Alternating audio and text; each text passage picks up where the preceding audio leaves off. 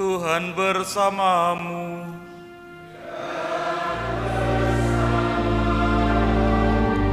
Inilah Injil suci menurut Matius.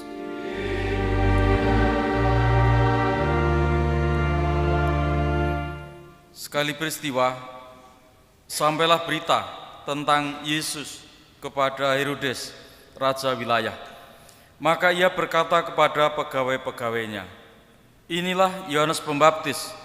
Ia sudah bangkit dari antara orang mati, dan itulah sebabnya kuasa-kuasa itu bekerja di dalam dirinya. Sebab memang Herodes telah menyuruh menangkap Yohanes, membelenggu dan memenjarakannya, berhubung dengan peristiwa Herodias, istri Filipus saudaranya. Sebab Yohanes pernah menegur Herodes, 'Tidak halal engkau mengambil Herodias.' Herodes ingin membunuhnya, tetapi ia takut kepada orang banyak yang memandang Yohanes sebagai nabi. Tetapi pada hari ulang tahun Herodes, menarilah putri Herodias di tengah-tengah mereka dan menyenangkan hati Herodes, sehingga Herodes bersumpah akan memberikan kepadanya apa saja yang dimintanya. Maka setelah dihasut oleh ibunya, putri itu berkata, 'Berikanlah kepadaku di sini kepala Yohanes Pembaptis di sebuah talam.' Lalu sedihlah hati raja. Tetapi karena sumpahnya dan karena tamu-tamunya, diperintahkannya juga untuk memberikannya.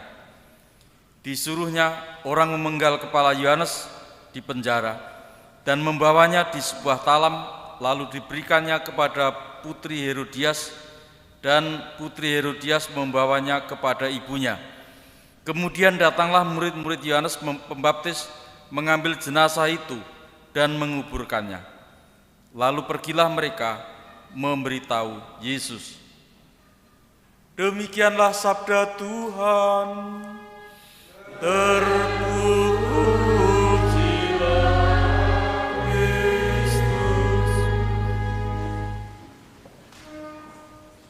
Sekalian, bacaan pertama mengajak kita merenungkan tentang tahun Jubil, adalah di mana kita hidup dari berkat, dari kemurahan Tuhan, bukan dari hasil panen buah dan tumbuhan sendiri tanaman, tetapi oleh karena kebesaran dan kemuliaan Tuhan. Oleh karena itu pula disampaikan supaya kalau ada jual beli di antara kalian tidak ada yang dirugikan, tidak saling merugikan, tetapi semua dirayakan dalam sukacita. Hari ini Sabtu Imam, kelanjutan dari syukur adorasi Jumat pertama. Para suster, buder, para romo berkumpul mau merayakan sukacita. Bapak Ibu diundang tetapi tidak usah datang, karena ruangnya terbatas. Dan para buder, suster, para romo berkumpul bukan ada istimewa, tidak ya, kami mau berdoa saja. Berdoa secara khusus. Nanti yang mimpin para suster, supaya anggota kita minimal saling kenal, termasuk saya, supaya dikenal di antara para suster dan buder. Kalau saya berkunjung ke temannya suster, banyak yang tidak tahu tentang saya. Ada yang panggil saya Pak D, ada yang panggil saya Mas, ada yang panggil saya Pak Sopir, nganter siapa.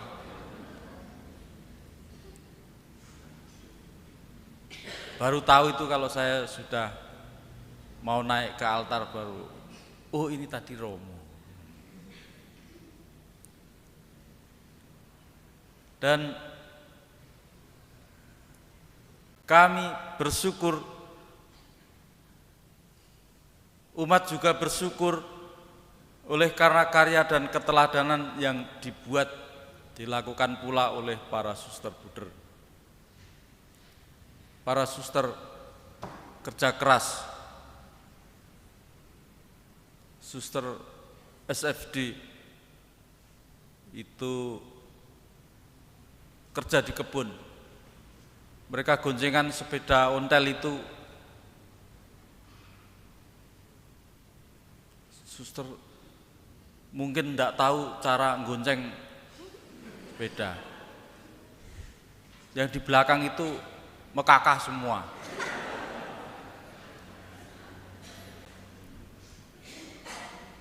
Dan mengerjakan pekerjaan-pekerjaan yang sederhana di ladang atau di sawah.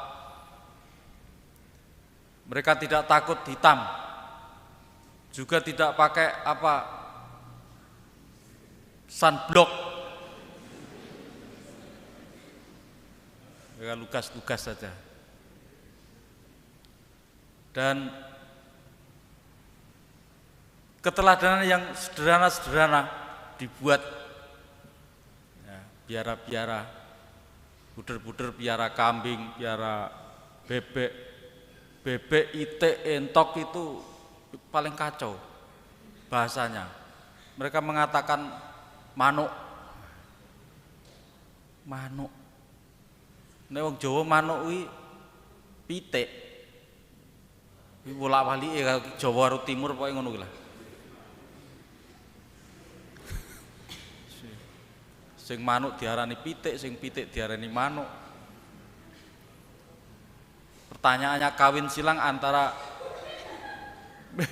bebek dan mentok jadinya apa?